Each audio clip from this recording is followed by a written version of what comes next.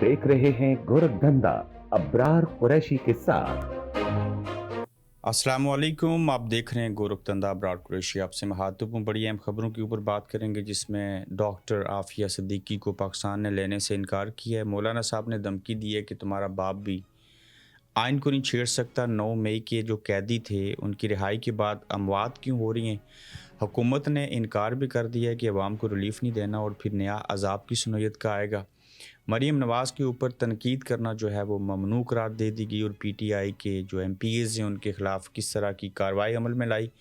कश्मीर की सियासत में जमहूरियत या फिर ज़ाती मफादात और क्या चीज़ें चल रही हैं, उसके हवाले से भी आखिर में चल के बात करेंगे। सबसे पहले आप आ जाएँ कि आफिया सिद्दीकी जो परवेज़ मुशर्रफ साहब के दौरे हुकूमत में अमेरिका के हवाले की गई, लंबी जेल काटी, सोबतें बर्दाश्त की। याद रखिएगा, ये आफिया सिद्दीकी एक लड़की है, फ़ीमेल है, औरत है, और अमेरिका की जेल में है। तो वो वहाँ गई, उनका जुर्म क्या है आज तक समझ ना आ सकी। अमेरिका से बातचीत किसी दौर में होती रही, जमात इस्लामी ने इसके ऊपर अच्छी खासी आवाज़ उठाई। आज जमात इस्लामी से भी हम ये सवाल पूछते हैं, बाकी लोगों से भी सवाल पूछते हैं कि ठीक है, परवेज़ मुशर्रफ ने तो गलती की थी, लेकिन आज भी जो पाकिस्तान है उसने बतौर रियासत अपनी ही बेटी को, बच्ची को, बहन को वापस लेने से इनकार क्यों किया। और इनकार कैसे है? वो इनकार ऐसे है कि पाकिस्तान के जो अटॉर्नी जनरल हैं, उन्होंने अदालत में कह दिया है कि हम आफिया सिद्दीकी जो हैं उनको वापस नहीं लेंगे। जब जज साहब ने पूछा कि ये आईनी अदालत है और आप हमें वजह नहीं वजूहात बताइए कि क्यों वापस नहीं लेंगे, उनमें आप फ्री क्यों नहीं बनते, तो उनके पास जवाब देने को अल्फाज नहीं थे। चूँकि इन चीज़ों का फ़ैसला कौन करता है ये आपको पता है। अगर आज आपके अमेरिका के साथ अच्छे तल्लुकात हैं या नहीं भी हैं, तो इंटरनेशनल कोर्ट ऑफ जस्टिस में जाके केस लड़ें। आप उसके मेंबर हैं, आप अमेरिका से बात कीजिए। बल्कि ये करने के बजाय उल्टा आप कह रहे हैं कि हम फ़रीक भी नहीं बनेंगे और आफिया सिद्दीकी साहिबा जो हैं उनको वापस नहीं लेंगे। तो ये तो बड़ी बहरहम सिचुएशन है और ऐसा तो होना नहीं चाहिए। इमेजिन कीजिए कि इनका कोई किसी बड़े का जेल में हो या उनके पास हो या इस तरह के हालात हों, तो ये रोज़ाना मीडिया के ऊपर जो है वो डंडोरा पीट रहे हों। हुकूमत का अमेरिकी अदालत में आफिया सिद्दीकी केस में फ़रीक बनने से इनकार। दौरान समाअत एडिशनल अटॉर्नी जनरल ने अदालत को बताया कि हुकूमत ने अमेरिका में इस केस में फ़रीक न बनने का फ़ैसला किया है। इस पर जस्टिस सदार एजाज ने सवाल किया कि किस वजह से ये फ़ैसला किया है, वजूहात क्या हैं। उस पर एडिशनल अटॉर्नी जनरल ने कहा कि हुकूमत की जानिब से यही फ़ैसला किया गया है। जस्टिस सदार एजाज ने कहा कि हुकूमत या अटॉर्नी जनरल कोई फ़ैसला करें तो उसकी वजूहात भी होती हैं, बगैर वजूहात के कोई फ़ैसला नहीं किया जाता। ये आईनी अदालत है, ऐसा नहीं हो सकता कोई अदालत आकर कहे फ़ैसला ये किया है लेकिन वजूहात ना बताए। बाद अज़ां अदालत ने एडिशनल अटॉर्नी जनरल को हदायत की हैं कि 4 जुलाई की समाअत पर वजूहात से आगाह किया जाए। कभी वजूहात से आगाह नहीं किया जाएगा। आफिया सिद्दीकी का ये केस कभी भी नहीं लड़ेंगे, ये उनके सामने नहीं जाएंगे। ठीक है, कोई रियासती मामलात होंगे, कोई मुल्की सलामती का मामला होगा, लेकिन कम अज़ कम वो बयान तो करें ना, वजूहात क्या है, आफिया सिद्दीकी जो है उनका जुर्म क्या है और आप उनके ऊपर स्टैंड क्यों नहीं लेना चाहते और फ़रीक बतौर रियासत अपनी ही मुल्क की शहरी जो हैं उनके लिए क्यों नहीं बनना चाहते। तो जब तक वजह नहीं पता चलेगी, लोग तो शक और शुबे की बुनियाद के ऊपर जो है वो मुख्तलिफ बातें करेंगे और गलत लिया जाएगा इसको। मौलाना साहब ने कहा है कि किसी का बाप भी जो है वो आइन को नहीं छेड़ सकता। ठीक, साथ कहते हैं कि हाँ, जो मखसूस नशिस्तें हैं उसमें से अगर कुछ मिला तो मैं ले लूँगा। माज़रत के साथ मौलाना साहब के जो चाहने वाले हैं, हकीकत के ऊपर मैं अपनी बात करूँगा, एक भी इज़ाफ़ी लफ्ज़ और जुमला इस्तेमाल नहीं करूँगा। बहुत अच्छी बात की उन्होंने कि किसी का बाप भी आइन को नहीं छेड़ सकता, वो इस्टेब्लिशमेंट को कह रहे हैं। मैं फिर रिपीट करता हूँ कि मौलाना साहब ने बहुत अच्छी बात की कि किसी का बाप भी जो है वो आइन को नहीं छेड़ सकता। धमकी दी ना उन्होंने, उनके पास ताकत है, बोल सकते हैं, ज़ुबान है, सारी चीज़ें हैं, वो एक पॉलिटिकल पार्टी हैं, मज़हबी एलिमेंट है उनका और सारी चीज़ें हैं। लेकिन मौलाना साहब, ये किसके बाप की बात हो रही है? किसको कह रहे हैं? आपने तो खुद आइन को साथ होके छेड़ा, तो फिर आप अपने अब्बा जी को माज़रत के साथ जो फ़ौत हो चुके हैं उनको कह रहे हैं कि आपका बाप भी जो है वो आइन को नहीं छेड़ सकता। आप तो छेड़ चुके हैं। 26वीं आईनी तरमीम के अंदर किसने साथ दिया था हुकूमत का? क्या वो आइन को नहीं छेड़ा गया? 27वीं आईनी तरमीम होगी तो मैं देखूंगा कि मौलाना साहब आप इन अल्फाज के ऊपर कायम रहते हैं कि नहीं रहते। अगर रह गए तो पिछले गुनाह माफ़ हो गए। अगर आपने फिर 27वीं आईनी तरमीम में साथ दिया और ये जुमला कि किसी का बाप भी آئین کو نہیں چھیڑ سکتا تو پھر آپ کیا کریں گے, کہاں جائیں گے. دوسری چیز کے ساتھ ہی کہتے ہیں کہ ہاں کسی کا باپ بھی آئین کو نہیں چھیڑ سکتا, لیکن یہ جو مخصوص نشستیں پی ٹی آئی کے ساتھ زیادتی ہوئی جو ملیں گی, اس میں سے کچھ حصہ ملا تو اس کو لینے کے اوپر میں غور و فکر کر سکتا ہوں, آپ کو کوئی اعتراض نہیں ہو سکتا. یہ بھی تو آئین کو چھیڑ کے فیصلہ کیا گیا نا, یہ بھی تو غیر آئینی بات کی گئی نا. تو جب اپنی بات آئے, کڑوا کڑوا تھو تھو اور میٹھا میٹھا ہپ ہپ اس کے مصداق وہی بات.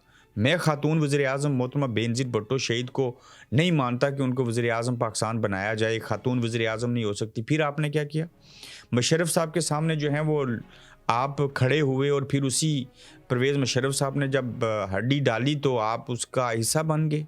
تو آپ کہتے کچھ ہو رہے ہیں, کرتے کچھ ہو رہے ہیں. آپ کی عمر دیکھیے, آپ اپنے کرتوت اور کام دیکھیے, قوم کے نمائندے بنے ہیں, آپ کے کروڑوں چاہنے والے ہیں. کل آپ مر جائیں گے, مجھ سمیت کوئی زندہ نہیں رہے گا. تو یہ کیا لیگیسی پیچھے چھوڑ کے جا رہے ہیں, کیسے ماحول میں آپ رہتے ہیں. کم از کم آپ کو تو خوف خدا ہونا چاہیے کہ کیا یہ چند سیٹیں اپنی آخرت خراب کرنے کے لیے اور اپنے اخلاق اور کردار کو ڈیمیج کرنے کے لیے آپ کے لیے کافی ہیں. اتنا بڑا بول بولتے ہیں کہ کسی کا باپ بھی آئین کو نہیں چھیڑ سکتا, اور پھر ساتھ ہو کہ خود ہی اسی آئین کو چھیڑ دیتے ہیں. آئندہ بھی ہم دیکھیں گے کہ 27ویں ترمیم جو ہے اس کے اوپر آپ کیا کہتے ہیں. لیکن مولانا صاحب آپ آگے بھی کھڑے ہو جائیں, اور آپ صرف کھڑے ہو جائیں. میں کہتا ہوں پی ٹی آئی کے ساتھ ساتھ کوئی بھی واقعی کسی کے باپ میں یہ جرت نہیں ہے کہ وہ آئین کو چھیڑ سکے. آپ کے پاس بڑی پاور ہے عوام کی, آپ کو یہ چاہنے والے ہیں, آپ کے پاس لوگ ہیں, لیکن کہنے میں اور عملی کام کرنے میں تو مولانا صاحب فرق ہے نا. تو جب زندہ ہیں, طاقت ہے, چیزیں ہیں, تو تب کچھ کیجئے. جب وقت گزر جائے گا, آپ بھی بیڈ پہ پڑے ہوں گے, تو تب تو کچھ نہیں کر سکیں گے نا. پھر آپ سوچیں گے کاش ہم یہ کر لیتے, ہم ایسے کر لیتے, ہم ویسے کر لیتے, یہ ہو جاتا, ویسے ہو جاتا. تو پھر وہ سارے نا مفروضے ہوا کریں گے. بڑی اہم خبریں ہیں دیگر بھی. 9 مئی کے قیدیوں کی موت کا ذمہ دار کون ہے, اور یہ قیدی جو ہیں وہ آئے روز کیوں موت ان کی واقع ہو رہی ہے, اور یہ جو چیزیں ہیں وہ ہیپاٹائٹس کی بیماری کا شکار ہو رہے ہیں. اب تک 9 مئی کے جو مقدمات تھے اس میں جو قید کاٹنے والے لوگ تھے, لاہور سے تعلق رکھنے والے 5 کارکنان کوٹ لکھپت جیل کیمپ سے جب رہا ہوئے تو اس کے بعد ہیپاٹائٹس کا شکار ہو کر وفات پا چکے ہیں. اب 1 سال جیل کاٹنے والا جوان سال افتخار ہیپاٹائٹس میں مبتلا ہے, اس وقت بستر مرگ پہ ہے. سب کی قاتل قاسم خان سوری یہ کہتے ہیں کہ ریاست ہے, اور یہ نہیں سمجھ آ رہی کہ آخر یہ لوگ جو ہیں جیل جاتے ہیں, واپس آتے ہیں, ہیپاٹائٹس کی بیماری لگتی ہے ان کو, اور پھر ان کی موت ہو جاتی ہے. اس کے پیچھے بھی ہم ہر بات کو سازش کے ساتھ لنک کر دیتے ہیں, لیکن مجھے لگتا ہے کہ کچھ ایسا ہے جس کی پردہ داری ہے, اور کچھ ایسی چیزیں ہیں جس کی وجہ سے 9 مئی ہی کے قیدی جو ہیں ان کی موت واقع ہوتی ہے. تو ہمارے ہاں کسی کو مارنے کے لیے کیا نہیں ہو سکتا, اور خاص کر جو عمران خان کا چاہنے والا ہو, اتنا چاہنے والا کہ کوشش کرے, اتنی کوشش کرے, اتنا ڈٹ جائے, کھڑا ہو جائے کہ جیل بھی چلا جائے, جیل میں بھی رہے, نہ پگھلے, باہر آئے پھر کہے عمران خان کے ساتھ ہوں. تو ایسے لوگوں کی موت لے کے ہی ان کو خاموش کروایا جا سکتا ہے. باصورت دیگر تو اور کوئی ایسی چیز ہے نہیں ہے. تو یہ اب تعداد 6 ہو چکی ہے 9 مئی کے مقدمات میں قید. کچھ روز قبل جیل سے رہا ہونے والا پی ٹی آئی کارکن افتخار بھی ہیپاٹائٹس کے باعث جو ہے وہ زندگی کی بازی ہار چکا ہے, اور ہیپاٹائٹس کے باعث جاں بحق کارکنوں کی تعداد 6 ہو چکی ہے. حکومت پاکستان نے, ریاست اسلامی جمہوریہ پاکستان نے عوام کو ریلیف دینے سے, ان کی مدد کرنے سے, انہیں خوشحال رکھنے سے صاف انکار کیا ہے, اور ان کے اوپر ایک نیا عذاب ڈالیں گی. اور کیا عذاب ہوگا, یہ اچھی بات ہے, ہونا چاہیے عوام کے اوپر. پیٹرول مہنگا ہو, مہنگائی ہو جائے, لالے پڑے معذرت کے ساتھ بھوکے, شاید پھر ان کو عقل آئے گی. اب ہونے یہ جا رہا ہے کہ حکومت نے کہا ہے کہ عوام جو ہے وہ کمر جو ہے وہ کس لے, تو نیا عذاب آپ کے اوپر ڈالنے لگیں. یہ اس قوم کے اوپر جوں بھی نہیں رینگے گی. یہ کہیں گے وہ ایک واقعہ ہے اس کے مصداق کہ کوئی بڑا ظالم حکمران تھا, تو وہ کام پہ جانے سے پہلے نا مزدوروں کو جوتے مارتا تھا 2 نا. تو لوگ تنگ آ گئے, تو انہوں نے کہا بھائی جان ایک دن جمع ہوئے, تو حکمران نے چاہا کہ ان کو جوتے ماروں تو شاید عقل آ جائے گی. تو وہ کافی عرصہ جوتے مارتے رہے, اثر نہ ہوا. تو انہوں نے کہا 2 کے بجائے نا ان کو 4 جوتے ماریں. جب 4 جوتے مارنے کی بات آئی تو لوگوں نے ایک دن جمع ہو گئے اور احتجاج کرنا شروع کر دیا. جب احتجاج کیا تو اس وقت کا جو حکمران تھا, بادشاہ تھا, وہ بڑا خوش ہوا. اس نے کہا دیکھیں یہ لوگ, آخر میری تجویز جو تھی, میری جو وجہ تھی ان کو جوتے مارنے کی وہ کام آ گئی. تو آج لوگ بولیں گے اور کہیں گے یہ آپ ایسے نہیں کریں، یہ غلط ہے. اپنے حق کے لیے بولیں گے جو میں ان کے ساتھ زیادتی کرتا ہوں. تو جب جمع ہوئے تو یہ ہوا کہ انہوں نے کہا بھائی جان ہمارا مطالبہ ہے، ہم احتجاج کرتے ہیں کہ یہ جو جوتے پہلے 2 پڑتے تھے اب 4 پڑتے ہیں نا، بڑی دیر لگا دیتے ہیں مارتے ہوئے. جلدی مار دیا کریں تاکہ ہم ٹائم سے کام پہ پہنچ جایا کریں. تو یہ حالت ہے پاکستان کے عوام کی اس وقت. وہ چاہتے ہیں جتنا بھی ظلم جبر ستم مہنگائی سب کچھ کرنا یہ جلدی سے ایک بار کیا کریں. یہ ہمیں لولی پاپ نہیں دیں، تاہیر نہیں کیا کریں. تو یہ اس طرح کی صورتحال ہے. مہنگائی کے ستائے عوام پر پیٹرول بم گرانے کی تیاری مکمل ہو چکی ہے اور کل 1 جولائی سے قیمتوں میں بڑے اضافے کا امکان. پیٹرولیم مصنوعات کی قیمتوں میں آئندہ 15 روز کے لیے جو ہے وہ 15 روپے فی لیٹر تک اضافے کا امکان ہے 15 دنوں کے اندر اندر. ڈیزل کی قیمت میں 15 روپے فی لیٹر، پیٹرول کی قیمت میں 11 روپے فی لیٹر تک اضافہ متوقع ہے. یہ ذرائع بتا رہے ہیں. اور اگر پیٹرول مہنگا ہوگا تو آپ یقین جانیے کہ ہر بلا ہر شے مہنگی ہو جائے گی. یہ بڑی بیسک چیز ہے. اگر یہ سستی رہے تو کسی حد تک مہنگائی جو ہے اس کے اوپر کنٹرول کیا جا سکتا ہے. حکومت کا یہ جو اقدام ہوگا یقیناً یہ پاکستان کے اندر مہنگائی کا ایک نیا طوفان لے کے آئے گا اور چیزیں جو ہیں وہ مہنگی ہو جائیں گی. عوام کے اوپر مشکل وقت آئے گا. لیکن دیکھتے ہیں کہ عوام جو ہیں وہ کیا کرنا چاہ رہے ہیں. آصف علی زرداری صاحب نے خاص پیغام دیا ہے اور ساتھ ہی رانا صاحب نے ارشاد بٹی کو انٹرویو دیتے ہوئے کہا کہ ایک سوال ہے اس کو آپ کے سامنے رکھنا ضروری ہے. الیکشن میں کتنی سیٹیں ہیں آپ کی؟ ارشاد بٹی نے سوال پوچھا. رانا صاحب نے کہا 89. اس نے پوچھا جینون طریقے سے جیتی ہیں سیٹیں؟ تو اس کے اوپر جواب دیا رانا صاحب نے کہ میں نے کوئی اس بارے میں تحقیق نہیں کی. تو ثابت ہوا کہ 17 ہی سیٹیں ہیں.